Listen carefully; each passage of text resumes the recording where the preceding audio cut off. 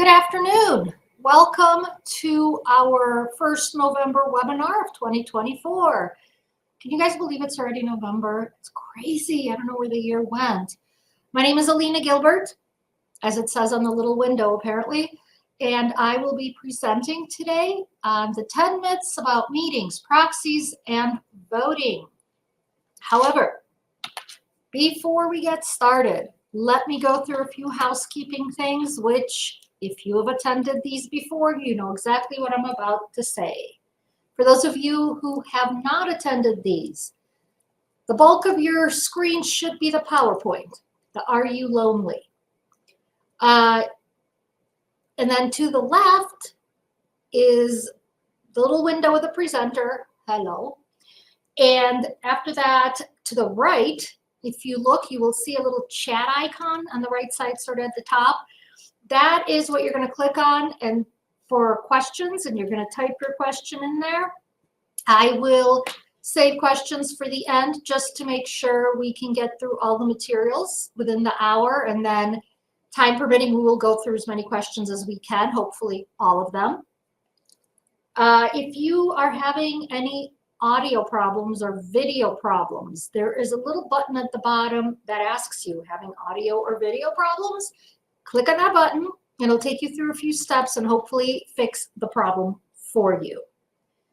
You will be receiving 1 CMCA credit for attending this webinar today. So just make sure you stay logged on until the end of the webinar, and it'll automatically be emailed to you. It could be as soon as this afternoon, it could be tomorrow. If you don't see it by Monday, give us a shout and we'll make sure and get it over to you. If you have questions about the webinar, especially as we are going through things, I'm not going to be able to help you as far as like if you're having technical issues. So I would encourage you to call our main office number, and that's 303-432-9999. And hopefully somebody can help you. As a reminder, this presentation is going to be recorded. It is being recorded. It will also be posted on our YouTube channel, probably again by Monday, and you'll be able to watch it all over again if you just love this program so much. You want to keep watching it over and over and over and over. Yes, then you can do that. Or if somebody you know who wanted to see the program missed it and they want to see it, please refer them to the YouTube channel. Finally, very end, once we're done with everything, you will have a little pop-up survey. It'll automatically pop up if you have time and the energy. Would love to hear your feedback on the class. We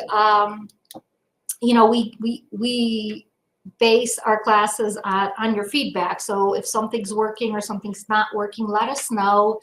Let us know how we can improve, or let us know even like what you don't like. I mean, there's no such thing as bad feedback as far as I'm concerned, because all feedback is going to help us figure out how we can make these even better. So without further ado, let us go ahead and get started. So before we get into the myths, let's just really quick talk about where meeting, proxy, voting, restrictions, requirements, etc. come from. They're really going to come from one of two places, really. It's going to be your governing documents, or it's going to be the law.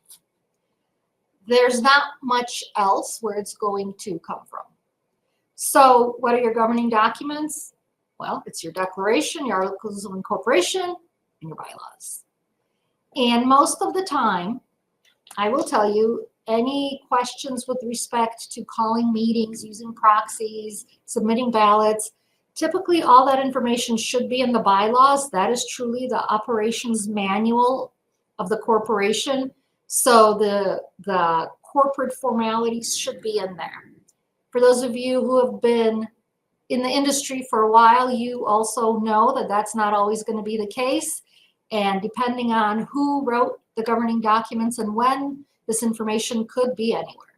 So if you don't see it in the bylaws, Don't assume it doesn't exist. It might be in your declaration. It might be in your articles of incorporation.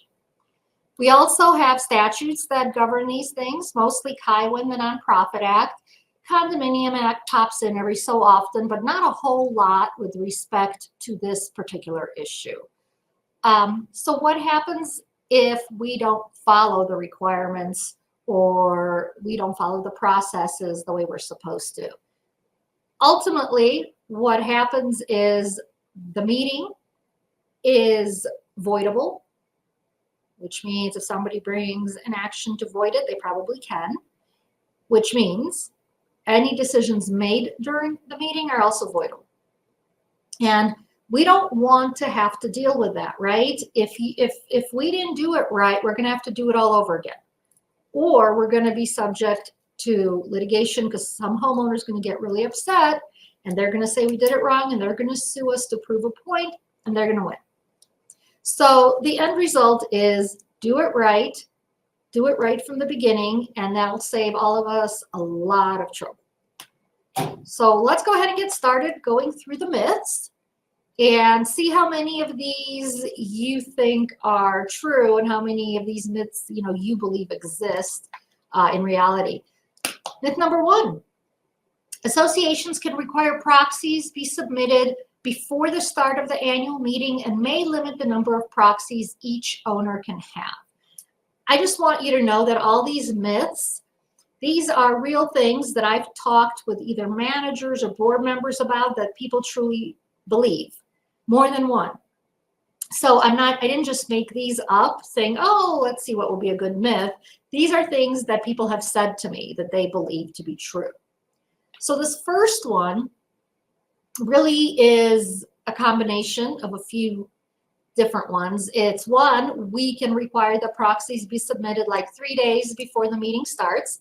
I don't know if any of you have either sit on boards or you manage communities that have that kind of language. You have a policy that you've adopted, proxies must be submitted at least 3 days before the meeting starts or the meeting date, however you put it. And there's always a reason for it, right? It's easier because it's hard to take all these proxies at the beginning of the meeting and then have to figure out who it's from and whether it's valid and go through the rigmarole. So it's easier for us if we can get them earlier. I get it. I also have associations that say, look, no owner can have more than 2 proxies because we don't want people politicking. I see that all the time too. Well, the end result is you shouldn't be doing either one. And here's why.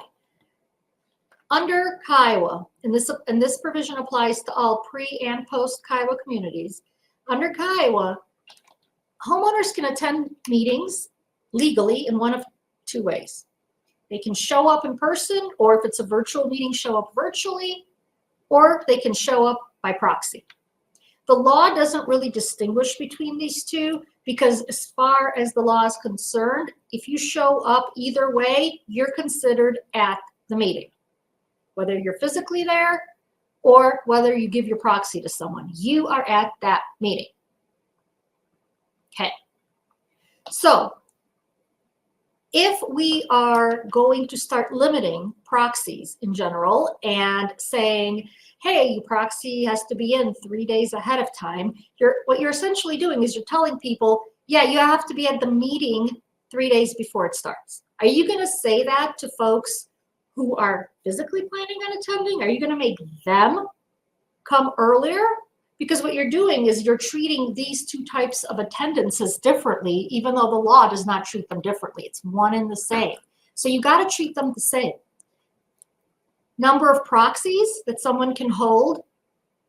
Okay, well, there's nothing so my right to attend as an owner, right, which again, I can attend in person or by proxy.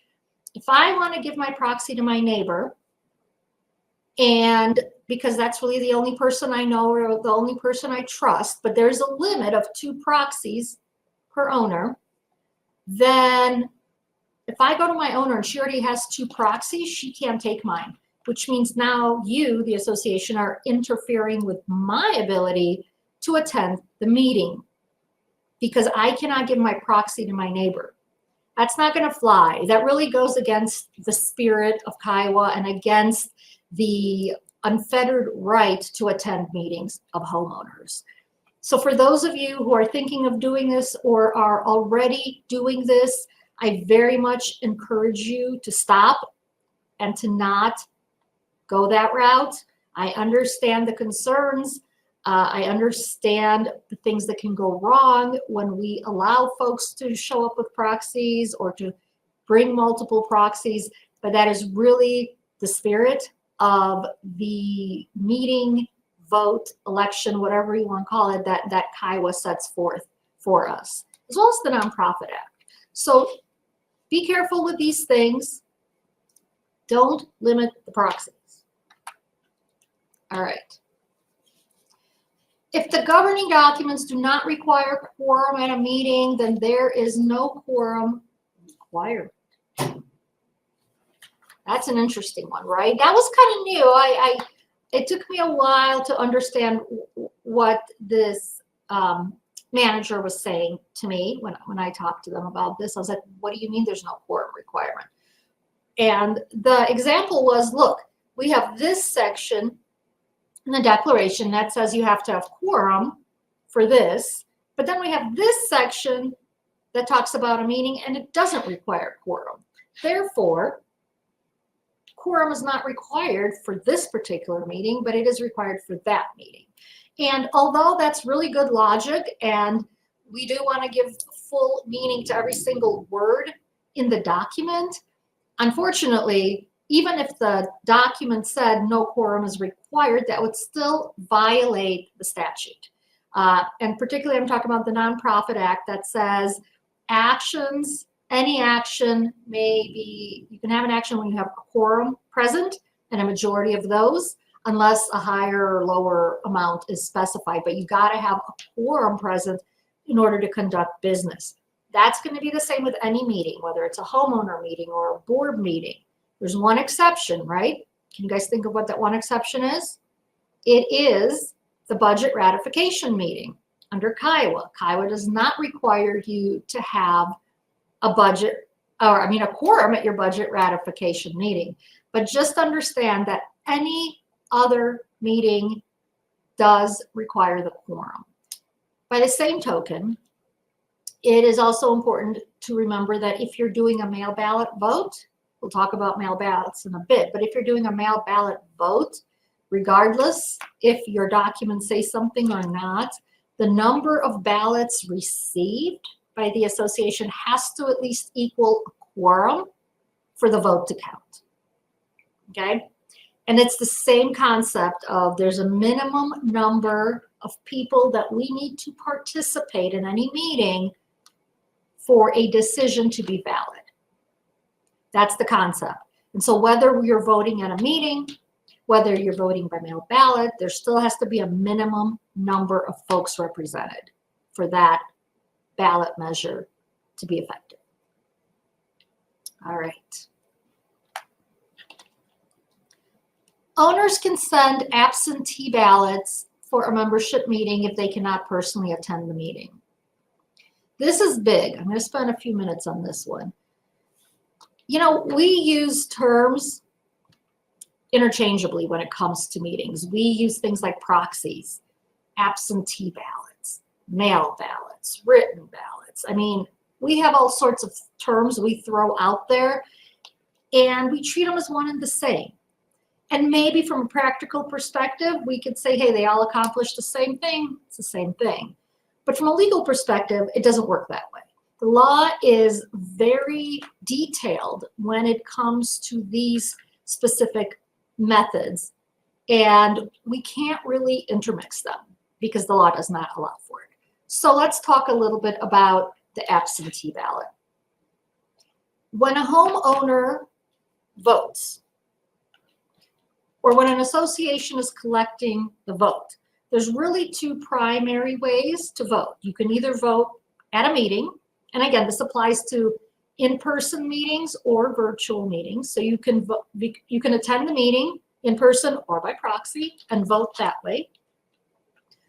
Or you can have, the board can choose to do a mail ballot, in which case there's no meeting, and folks submit their ballots that way. So when we talk about an absentee ballot, what we are really talking about is an association sending out ballots for homeowners to fill out and send back in who can't make it to the meeting. And at the meeting, the folks who are there will vote at that time, and then we take all the ballots together and count them. Sure, that sounds good. Logically, that makes sense, but it violates the law. Why? Because there's a very strict delineation between voting at a meeting and voting outside of a meeting, and you can't combine the two. So if I can't make the meeting and I want to vote, I'm going to have to issue a proxy to someone so that that person can go to the meeting on my behalf and vote for me. I cannot fill out an actual ballot and send it in. I can only issue a proxy. And the reason is because under the Nonprofit Act, if you're doing a mail ballot, which is also called a written ballot, you have to do it in lieu of holding a meeting. So you can't mix the meeting and the absentee ballot. They're two separate processes that, as of right now, cannot be combined. And I know this is confusing, and a lot of people have, a lot of problems kind of figuring it out because ultimately it doesn't make sense. I mean, it's all doing the same thing. Why do we have to call it one thing? And the answer is really because that's what the statutes say. It doesn't have to make sense. We just have to make sure we follow the requirements of the statute. So let's go to myth number 4, which is kind of similar, but this one says, when voting on a measure using the mail ballot process, owners may vote via proxy. Okay, so we just said that if you're actually holding a meeting, you can't use an absentee ballot, you have to use a proxy if you can't attend, right? So flip that on its head. If we're using the mail ballot process, we cannot use a proxy because a proxy is only for attending a meeting. And there's no meeting when we use a mail ballot. A mail ballot has to be used instead of holding a meeting. So the question a lot of times is, well, why can't we do a proxy? How can people then, vote? Well, the answer is a mail ballot, you're sending out a ballot to every single homeowner. Remember, a proxy is to be able to attend. Well, at this point, we don't have anything to attend, right? We just have ballots that need to be cast. They're not being cast at a meeting. They're being cast by sending it back in the mail, by scanning and emailing them, by faxing them. There's a lot of different ways that they can be returned, but we're not holding a meeting here. And so there wouldn't be an opportunity for a proxy because there's no attendance issue here. If you want to vote, you just fill out your ballot and send it back. Now, that confuses a lot of folks, but it also is a good option. I have boards that really worry about owners walking around, gathering proxies, for a meeting so that they can control the vote. Well, let me touch upon that for a minute. One is that's not illegal. That's not unlawful. Owners can go knock on doors and try to get proxies for a meeting. The board can knock on doors and get proxies for a meeting. Boards a lot of times think that they can't do that somehow violates the law or their ethical duties. It doesn't. You as a board can knock on doors and tell homeowners what your position is on an issue and ask them to issue a proxy if they can't attend the meeting. That's okay. You can do that. So there is really nothing wrong with politicking. It's kind of what the system is set up as. And I know it can be really annoying when a homeowner, especially one whose opinions conflict with the board's, shows up to a meeting with like 50 proxies, and so they get all these votes, but they did some work to get that, and they didn't violate any laws. So keep in mind, boards can solicit proxies just like homeowners can. So what I really want to point out here, and maybe you want to write this down. I wrote some notes here for myself. I wrote meeting equals proxy, but no absentee ballot. So if you're holding a meeting, you can have a proxy, can't do ballots outside of the meeting. The next thing I wrote down is mail vote equals mail ballots and no proxies. So they're kind of the polar opposite of one another. And I know sometimes the concept is difficult to accept because in our minds, what's the difference? The end result is the same. We're voting on a measure. We're electing board members. We're whatever it is we're doing, regardless of what you call it, a ballot, a proxy. We get to the same result, right? I get it. Yeah, I agree with you. That's true. But that's not how the law sees it. And unfortunately, if we don't distinguish between these different types of documents, the law is not going to uphold the meeting or what was accomplished at that meeting. So like I said at the beginning, let's make sure we do it right from the get-go so we don't have to deal with challenges to our meetings.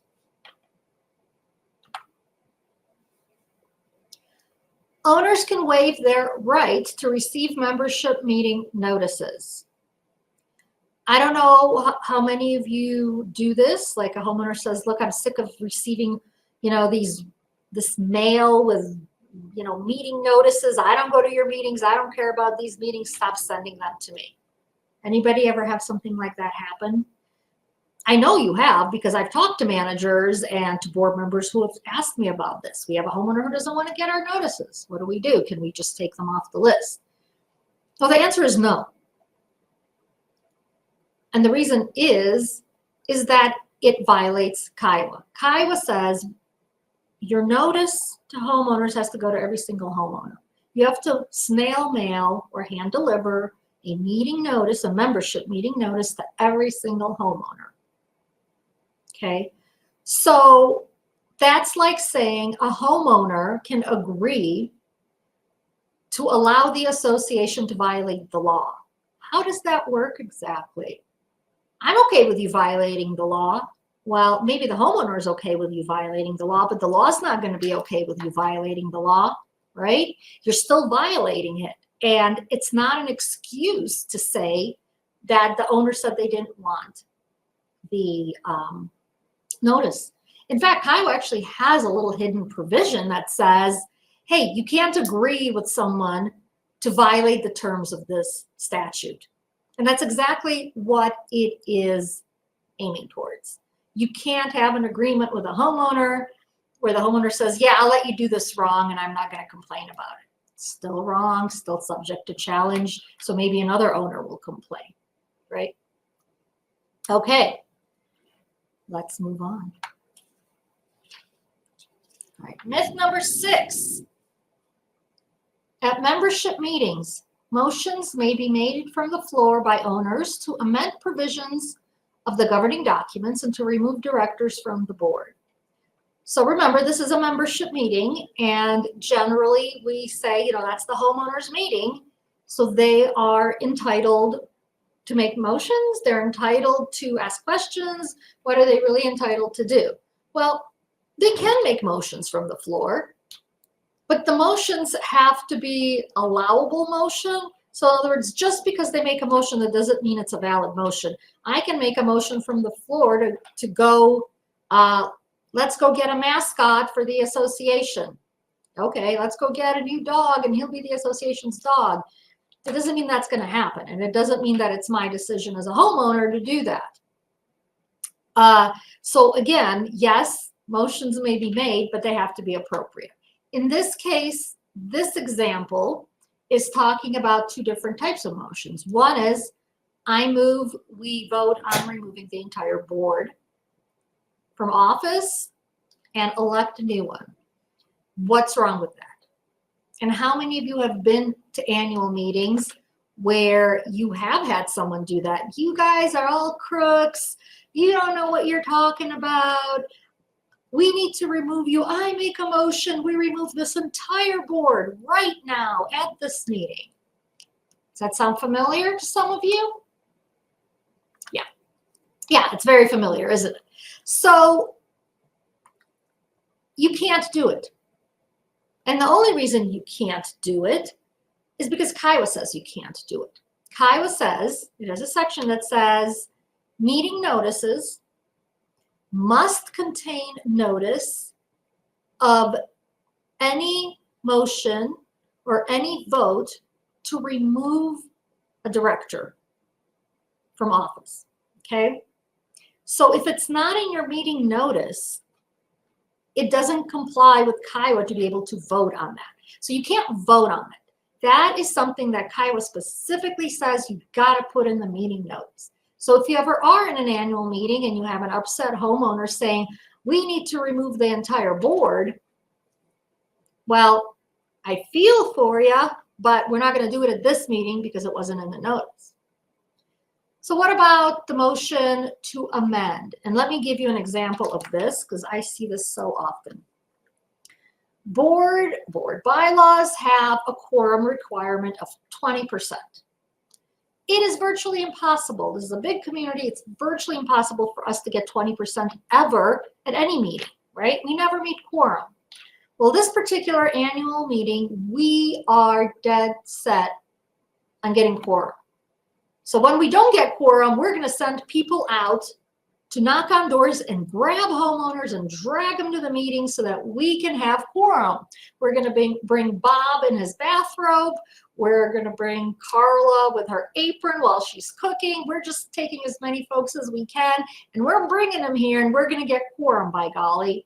And we did it. We got the quorum. Oh, my God, it's a first. Well, now that we have quorum, can we please amend the bylaws to lower quorum so we don't have to go through with this again? The intent is great. I mean, yeah, you do want to lower quorum in a situation where you have such high quorum that you can't ever reach it. I think that's a very noble cause, and I would fully support doing that. Problem is, much like removing the board members, Kiowa also has a requirement that your meeting notices have to tell you if you're voting on amending a governing document. Why? Why is this requirement in Kiowa for either situation? Why is it in there? It doesn't make sense. Well, it kind of does if you think about it. Remember, both of these things are really big, and they're going to impact pretty much all the homeowners. Getting rid of your entire board or of a few board members, that's going to impact the community a lot because you're going to get rid of them. There's going to be someone else on there. They may have completely different philosophies and how the association should function. You're changing the governing document? Well, governing documents impact all homeowners all the time, right? So wait a minute, that's a big thing too. And what the law says essentially is, look, these are so important, these things, both of these items, is you need to give people an opportunity to know that this is coming up and an opportunity to actually be there to have a say in it. I may not want to go to the annual meeting, but once I know we're voting on removing a board member, I very well may change my mind. I may not typically want to go to an annual meeting, but if I know we're voting on an amendment to a crucial governing document that's going to impact my rights as an owner, I'm probably going to want to be there. So that's really the philosophy behind this type of requirement in Kiowa. It's all about kind of being open and transparent to your homeowners and giving them every opportunity to have a say in the things that they can have a say about. All right. Okay. One of my favorite ones. Proxies must be provided with meeting notices. Okay. How many of you, and I know you can't answer me, well, you can answer me, I just won't know you're answering me, but how many of you send proxies with your annual meeting notice? Yeah, I'm guessing most of you do, and that is great. How many of you send proxies, or proxy forms for your budget ratification meetings? I'm guessing that number is going to be less. A lot of folks don't send them. So then the question is, do we have to send proxies? Are we doing something wrong when we don't send proxies? What's the deal? Well, here's the thing. So we already said homeowners have to be allowed to attend membership meetings by proxy. Can't stop them from doing that. But there is nothing in Kiowa or in the Nonprofit Act or any other statute that says associations must attach a form proxy to a meeting notice. That is just not a requirement. So why do we attach proxies? Based on my conversation with a lot of community managers, we attach proxies because it makes our life easier, right? Because we know what the proxy says ahead of time. We know it's correct, and it's easier to process. If we don't attach a proxy, we still have to allow owners to attend by proxy, so they can bring their own makeshift proxy. They can have something written on a napkin. I give my proxy to Bob down the street. And now we got to figure out, 1, is it valid? 2, who's Bob? 3, who's the owner? I mean, right? We got to go through all this stuff, and we don't know what to look for. So we rather just use the forms that we have that we know are correct. That's a very good point. That is true. And the thing to remember about proxies is there's really not a whole lot of requirements when it comes to proxy forms. We need to know who's issuing the proxy. It needs to be signed and it needs to be dated. That's it. That's all. So yeah, I could write a proxy on a napkin, and I can give my proxy to Joe the garbage man, who doesn't live in the community or own anything in the community, because guess what? We can't limit who gets proxies. So it doesn't have to be a homeowner. It could be a cousin. It could be my sister who's an attorney and she's going to go instead of me, and this does happen. It can be anybody. So you have to be careful, because some associations are like, we don't want to provide a proxy form. Okay, that's fine, but it may come back to bite you, because homeowners are getting pretty savvy and they know they can attend by proxy, so they're going to create their own proxy. Now you got to deal with that and figuring out whether or not it's a good proxy and what to do with it. I know for budget ratification meetings, a lot of associations don't provide proxies, and that's okay. Again, you're not required to, but guess what? If a homeowner shows up with a proxy, you're taking it. You are absolutely taking it. Now, let's talk a little bit about proxies. Actually, no, we'll talk about that in a later slide. But anyway, so what I wanted to point out in this particular myth is that you don't have to attach proxy forms. You sure don't. But when you do, sometimes it's just easier for you. And when you don't do it at a budget ratification meeting, again, I understand the theory behind that is we don't want to make it easy for our budget to be vetoed. I get it. Just know that if somebody shows up with their own makeshift proxy, you're going to have to take it. I once went to a board meeting, and it was a board meeting, but all these homeowners showed up and they were pissed off. They were so upset. Why were they upset? They were upset because they got a notice of an annual meeting that did not have a proxy attached to it. And, you know, they had all these kind of know-it-all homeowners there. Oh, you have to give us a proxy by law. You must allow proxies by law. And I was there and I said, well, hold on a second. I said, you are absolutely correct that the association has to allow you to attend by proxy. You are 100% dead on correct. But what you're not correct about is that the association has to provide you with a form. There is absolutely no duty to do that. And if you want to attend by proxy, You sure can. You just have to create your own form at that point. They didn't like hearing that at all, but that's the way the law was written. That's the way the cookie crumbles. Love that saying. So this is the one I want to talk about. I love this meme. I think it's hilarious. Just so you know, I want to be openly HOA. All right. Okay. I just entertain myself sometimes when I sit here. So, directed proxies may not be used during contested elections. This is a loaded one. It's a lot of stuff to unravel here.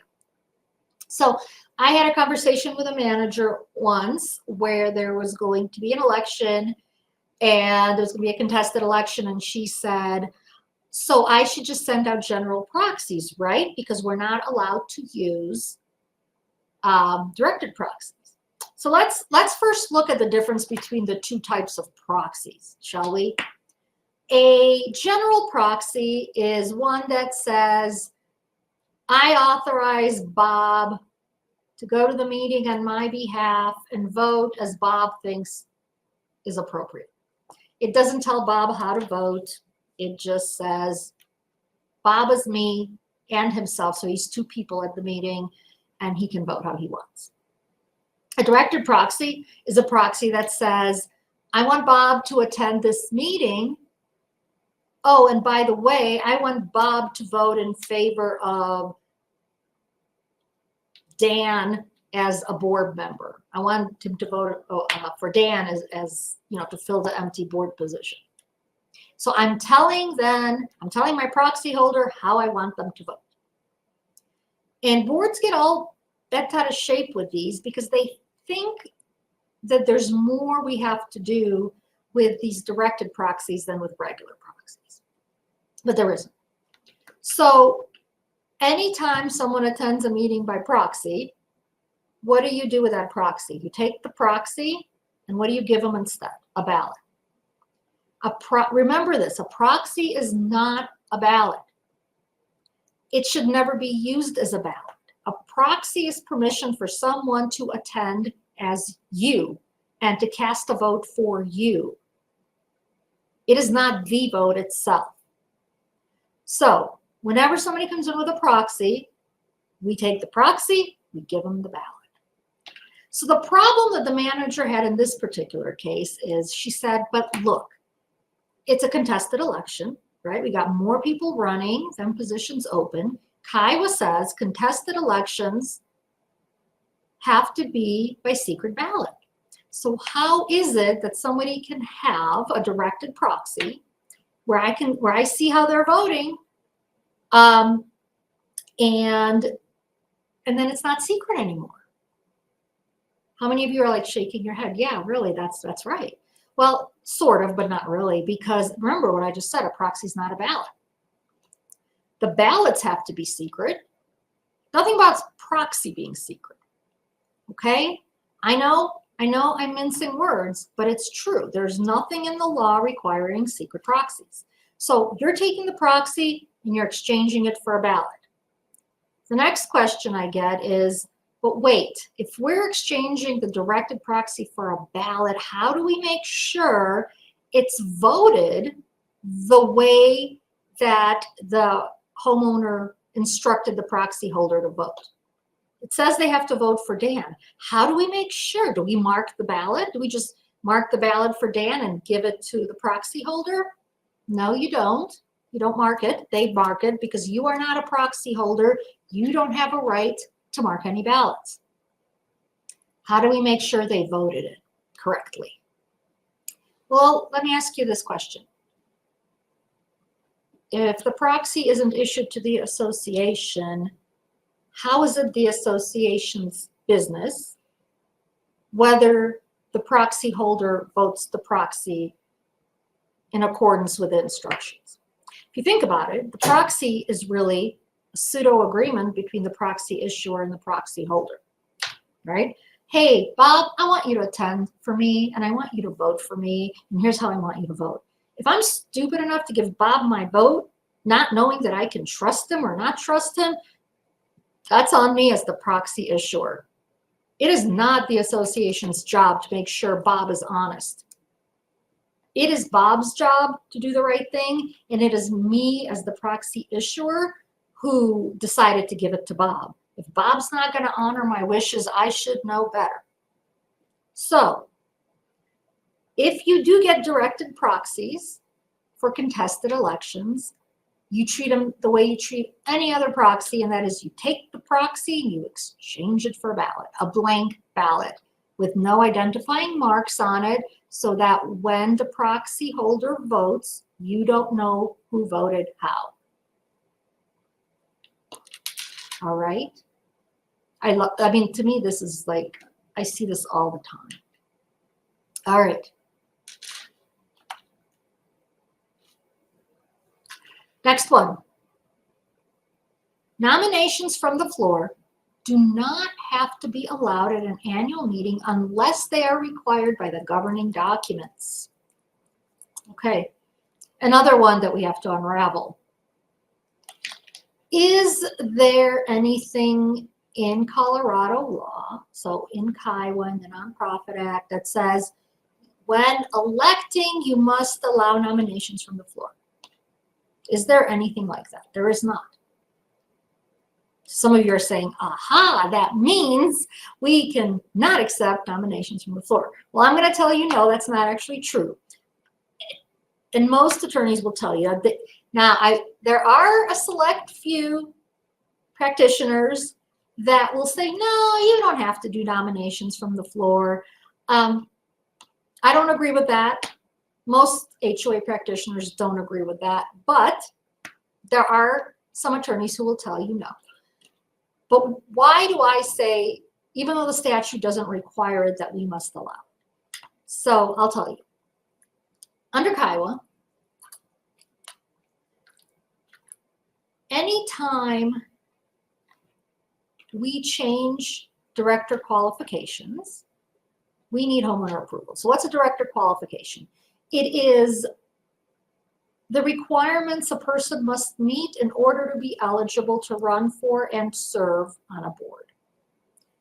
I mean, and it's not always the things that you might think. Yeah, we want them to be paid up in their assessments and not in violation of anything. But there's other things that constitute qualifications. So for example, I would tell you that telling someone they can't run from the floor would mean we have a qualification that you must submit your nomination within the allotted timeline. You must submit your nomination by the deadline specified by the association. To me, that's a qualification, because I have to comply with this in order to be eligible to run for the board. If your bylaws, covenants, articles don't have that as a requirement, you can't just add it as a requirement. Okay? You can't just say, oh, we're going to require it at this meeting. You can't, because you're essentially adding a qualification to serve on the board that has not been approved by the homeowners. Furthermore, you'll hear a lot of attorneys say it violates the spirit of the statutes, which is to allow and encourage homeowners to take turns serving on the board and serving their communities. And unless there's something specified in our documents prohibiting someone from doing that, they should be allowed to do that. So some of you are thinking, okay, well, can we just amend the bylaws now and say, in order to be eligible to serve on the board, you need to submit your nomination 5 days before or by the deadline specified on the nomination solicitation letter or something like that. Can you? Well, again, you're going to have to go through homeowner approval, but I guess you could. I wouldn't recommend it because, again, it doesn't look good. It looks like we're trying to do something in the face of Kiowa to somehow stop people from being able to run on the board. Given the state of our courts right now, and just in general, the overall opinion of folks about HOAs, it's not great. Judges do not love HOAs right now. I don't know that they've ever loved them, but they're not even very tolerant of them right now. And they are going to pick everything an association does with a fine-tooth comb. And if they find something that seems wrong, that they don't like, they're going to find a way to say, no, association, you cannot do this. So now is not the time to set unreasonable expectations of eligibility to serve on a board. I don't know that it's ever really the time, but now is definitely not the time. So I would encourage all of you to keep allowing nominations from the floor and not try to curtail that. Myth number 10. Delinquent owners are not permitted to vote at a membership meeting. Okay, so that it could be true, but it also could be false. What does it depend on? It depends on what your governing documents say. So under Colorado law, there are no restraints for owners to vote. None. So what that means is unless the governing documents require me to do or be something or be in compliance with something to vote, I can vote whether I'm delinquent, whether I am in bad standing, whether I have a million violations on my property, I can still vote because the governing documents don't curtail it and the law does not curtail it.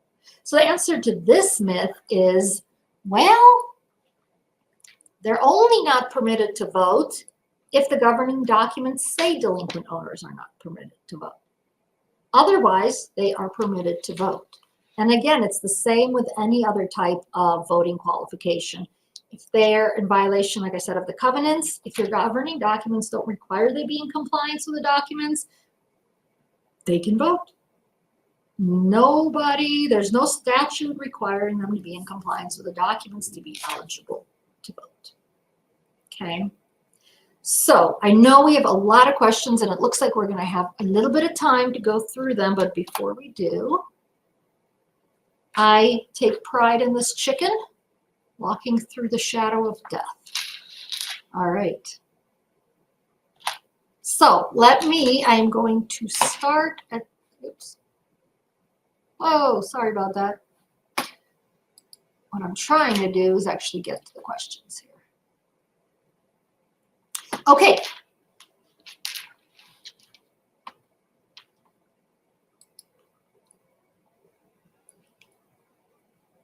What about ballots submitted by mail or electronically with a ballot attached or with a proxy attached? So electronically submitted ballots are a whole other issue. And in a lot of cases, you can't do it. I know a lot of folks do it, but in many cases, you cannot do an electronically submitted ballot. So you have to ask the question of, are we voting at a meeting? If we're not voting at a meeting, we have to do the mail ballot, which means we have to give a form ballot. We have to give the cover letter. There's certain information that has to be on there. Can an owner then scan that and email it? Sure, but that's not an electronic vote. I know some associations still want to do an electronic vote. Like, okay, you got the mail ballot, but now you can fill it out online and do it that way. I don't like it. Our laws have not caught up with the technology we have available to us. And I think anytime we try to bring modern technology into this without the statutes being caught up, we run the risk of it being challenged because it doesn't exactly comply with what the outdated statutes say. So I think you're running a big risk. And yes, if you're voting, I guess, if you're doing electronic voting, again, it's just going to have to depend on how you have it set up and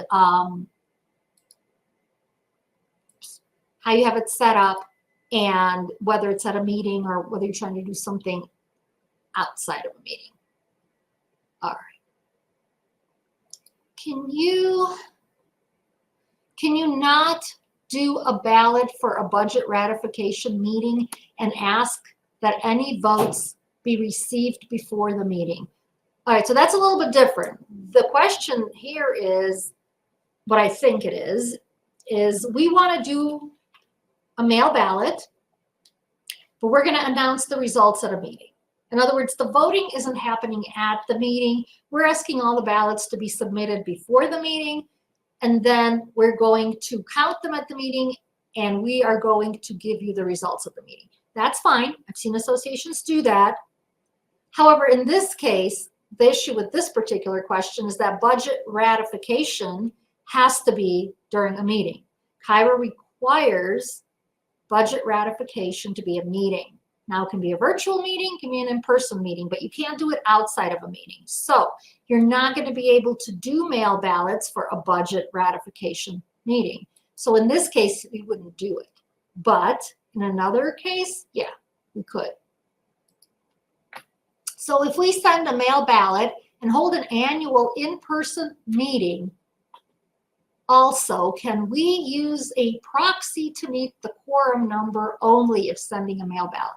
So remember, if you're holding a meeting, you're not sending a mail ballot, you can't use it, okay? They're mutually exclusive. Meeting means no mail ballot. Mail ballot means no proxy. You can't use them at the same time. So if you're sending out an in-person notice for an in-person annual meeting, you cannot send out any mail ballots. You can only send out proxies with that.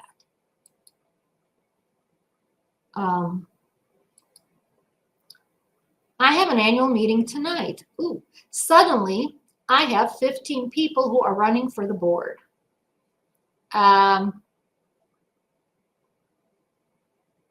Yeah, you're going to have to do a secret ballot because you're going to have a contested election. So, you know, to the extent that you get proxies, you're exchanging those for the secret ballots. What if a homeowner fails to provide an address to send proper notifications to? It's going to their unit address in the community unless they tell you otherwise. That's what is required. So if they're not providing you with any address, you're sending it to the unit. Even if you know they don't live there, statute says we got to send it to the unit. Let's see. There are 3 positions open. Unit owner has 25 proxies. Instead of voting on 3 people running for the open positions, they only vote for 1 person. Any problem with that? So I think, so usually the ballot says vote for up to 3. So if they're only voting for 1 on each ballot, that's okay. They don't have to vote for 3. If they don't see 3 that they like, they can vote for just 1. I think that's what you're asking. Can owners request that their official address or mailing address be an email address? Nope, we need a mailing address because meeting notices for homeowner meetings have to be sent by snail mail or hand delivered. So we need an address. 1,000 plus unit community, annual meeting quorum.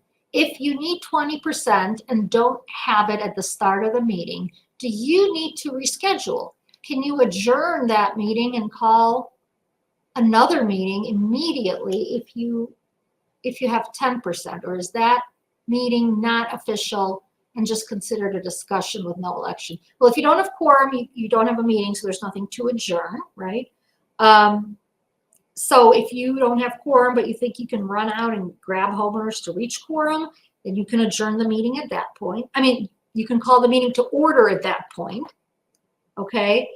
If you just don't get quorum, people can stick around and have a conversation. The only thing you can't do is vote on anything.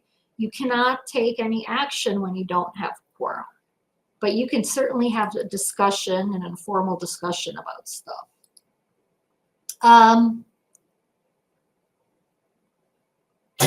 Please remind us how to respond to owners trying to use Robert's rules for conduct of meetings. Points of order, love it. So I think you point out to the owner that we are not subject to Robert's Rules of Order. Robert's Rules of Order is for large assemblies, government assemblies mostly, and it doesn't apply to us. If they argue with you, ask them where their authority is to say that Robert's Rules applies to us. They won't find it because there isn't any. Ultimately, we have our rules of conduct, and we can use a simplified form of Robert's Rules as part of our rules of conduct, but we're just not subject to it. There's nothing subjecting the association to this.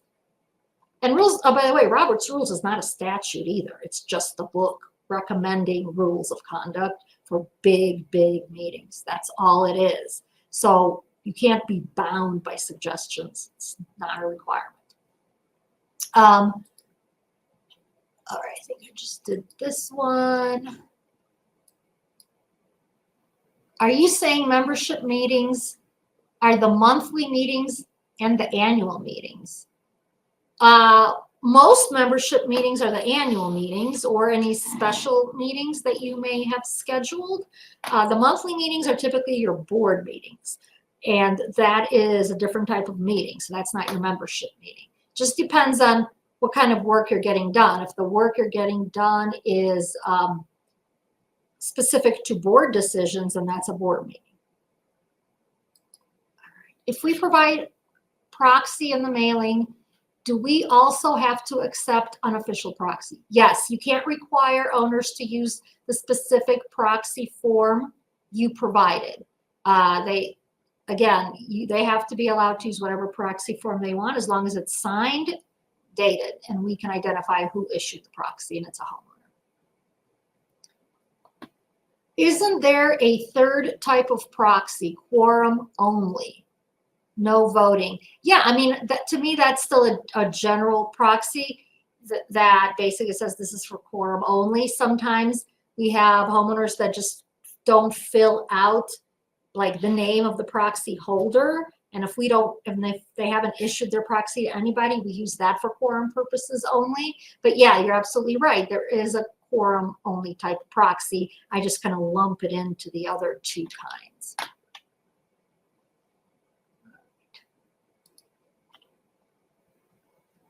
What if they give a proxy to an HOA board member or management company? I would not recommend anyone, the management company holding proxies, but board members, that's fairly typical. A lot of times I'll see, I issue my proxy to with a blank and then in parentheses, or to the board president if left blank.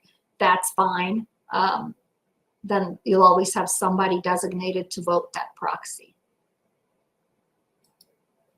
How do you recommend we deal with LLC, corporation, trusts, etc., submitting ballots? So typically it needs to be, depending on the type of entity it is. Trust, we want a trustee. An LLC, we want a partner, corporation. We want someone who the corporation designates as the appropriate person. So if they have paperwork that we can see that confirms that they're authorized to cast the vote on behalf of that entity, that's good. Sometimes the governing documents will specifically talk about who can vote on behalf of an entity. And so you always want to check and see if your documents have that information in there. All right. How do you feel about hybrid annual meeting / budget meetings? My personal recommendation would be to hold them as two separate meetings. They can be back to back, but the issue is you have to have quorum for your annual meeting. You don't have to have quorum for a budget ratification meeting. And if your budget ratification is part of the annual meeting, you can't do it if there's no quorum because it's part of a meeting that requires quorum. So hold it as a separate meeting. You can have your meeting notice can be on one page. You could say, budget ratification meeting 6 p.m., annual meeting immediately following conclusion of budget ratification meeting. So that would be my recommendation. I prefer they be separated just in case you don't get quorum. All right, one last question, and then we're going to be out of time. What to do with proxies that are submitted without being assigned, i.e. signed proxy with no direction.